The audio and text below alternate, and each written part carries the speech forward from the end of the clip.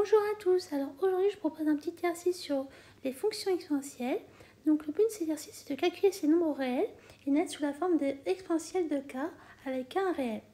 Donc déjà je vais te rappeler la formule du cours qui nous dit si on a exponentielle de a le tout à la puissance n, ça va nous donner exponentielle de a fois n.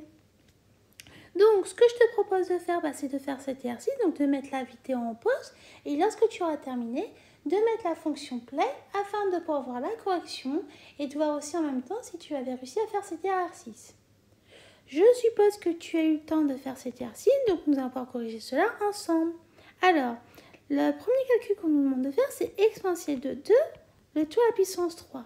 Donc, si on met en pratique la formule, ça va nous donner exponentielle de 2 fois 3. Et 2 fois 3, ça fait 6, donc ça nous donne exponentielle de 6. Ensuite, la question suivante, on nous demande de calculer exponentielle de 3, le tout à la puissance 2. Donc, si on met en pratique, ça nous fait exponentielle de 3 fois 2, qui est égal à exponentielle de 6. Ensuite, la question d'après, on nous demande de calculer exponentielle de moins 1, le tout à la puissance 6.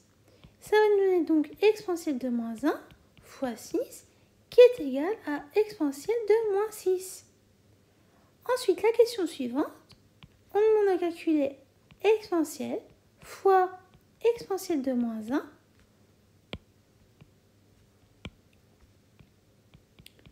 le tout ici à la puissance 3. Alors ici, tu vas devoir faire deux étapes. Donc déjà, on va déjà calculer le petit morceau qui est là.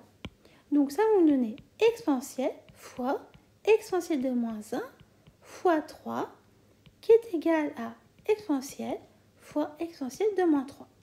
Arrivé à ce stade ici, on va devoir utiliser une formule qu'on avait déjà vue ici, c'est-à-dire la formule qui est, lorsqu'on a exponentielle de a fois exponentielle de b, ça nous donne exponentielle de a plus b. Donc si on met en pratique cette formule ici, je tiens à te rappeler que exponentielle ici, quand tu n'as rien en exposant, c'est comme si ici tu avais un 1. Donc ça va nous donner quoi? Ça va nous donner exponentielle de 1 plus moins 3. Et donc, ça nous donne exponentielle de 1 moins 3 qui est égal à exponentielle de moins 2. Et on a terminé. Donc voilà, donc j'espère que tu avais réussi à faire cet exercice, donc j'espère que tu as eu bon.